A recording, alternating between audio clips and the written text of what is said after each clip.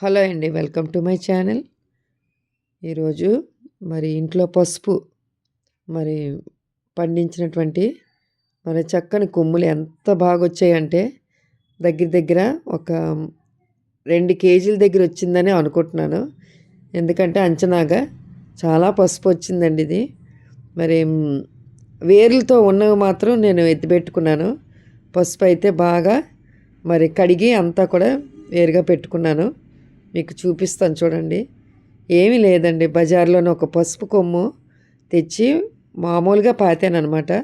చక్కగా ఈ విధంగా ఇన్ని కొమ్ములు నాకు వచ్చాయి. ఇవన్నీ ఏంటంటే మట్టి, ఇవన్నీ కూడా నేను అన్నీ కూడా రకాలు వేసిన మట్టి దాన్ని వేరుగాను ఒక దాంట్లో వేసి ఉంచాననమాట. ఇప్పుడంతా కూడా మొక్కలకి ప్రూనింగ్ చేస్తున్నానండి. ఇది ప్రూనింగ్ చేస్తున్నాను. దాంతో పెద్ద మొక్కలన్నీ కూడా నేను పెంచి సంస్థలకి ఇస్తానని చెప్పాను కదా! ఇంతకాలం నేను అనుభవించాను. జామ చెట్టు ఎలాగొస్తది, కాయలు ఎలాగొస్తాయి, అలాగా ప్రతీదీ కూడాను. మరి ఈ మొక్కలన్నీ చూస్తుంటే అది నేల మీద వేస్తే ఇంకా బాగుంటుందని ఎక్కడైనా ఓల్డ్ ఏజ్ హోమ్‌లకి వాటికి ఇవ్వాలని అనుకుంటున్నాను. అందుకే వీటన్నిటిని కూడా ప్రూనింగ్ చేసి ఇవన్నీ కూడా చేస్తున్నానండి. చూసారు కదా! ఎవరెవరికి ఏ మొక్కలు కావాలో కూడా మేము ఇవ్వడానికి రెడీ అవుతున్నాను. ఎందుకంటే నాకు ఈ రైతుల యొక్క విలువ తెలిసిందండి. దానికోసమే మెయిన్ ఈ మొక్కలు పెంచాను. అది ఎక్కడికైనా వెళ్ళాలన్నా కొంచెం మొక్కల మీద మైండ్ ఎక్కువగా ఉంటుంది. ఈ మధ్య ఏంటంటే కొంచెం అటు ఇటు పెళ్ళిళ్ళకి ఫంక్షన్లకి తిరగడం వల్ల మొక్కల మీద కూడా మైండ్ ఉంటుంది కాబట్టి కొన్ని మొక్కలు సంస్థలకి నేను ఇస్తున్నానన్నమాట. చూసారు కదా! టమాటా పళ్ళు అవన్నీ బాగా వచ్చాయండి. అనుకోకుండా వేసినవి కాదు, మామూలుగా ఈ నీరు వేయడం వల్ల ఆ కడుగు నీరు అదంతా దాంట్లో వచ్చిన టమాటా మొక్కలన్నమాట. కాయలు కూడా బాగానే వచ్చాయి. ఇది చూసారా, ఇదంతా మొత్తం ప్రూనింగ్ ఎలా చేస్తాను చూసారండి.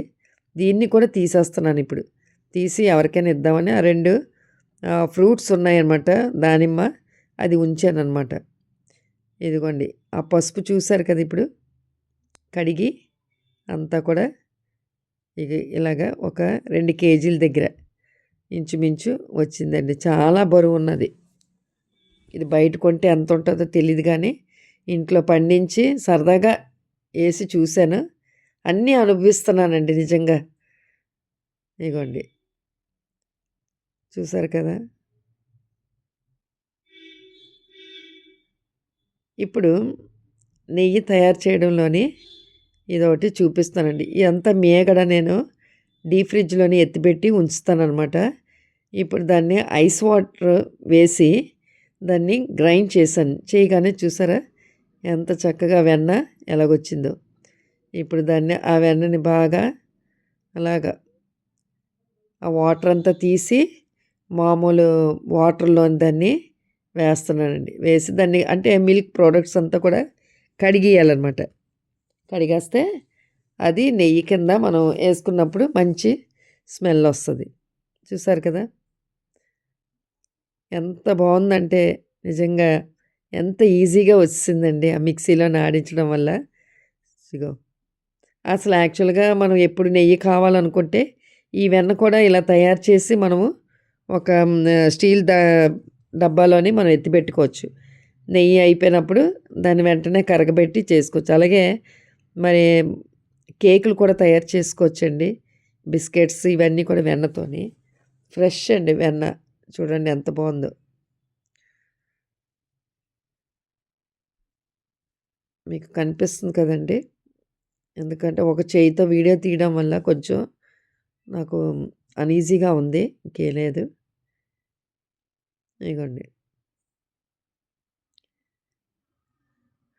అవన్నీ కూడా వాటర్‌లో వేసి కడిగి ఆ బాల్స్‌ని ఇప్పుడు ఈ మధ్య రోడ్డు పక్కన అమ్ముతున్న ఇనప కళాయిలండి.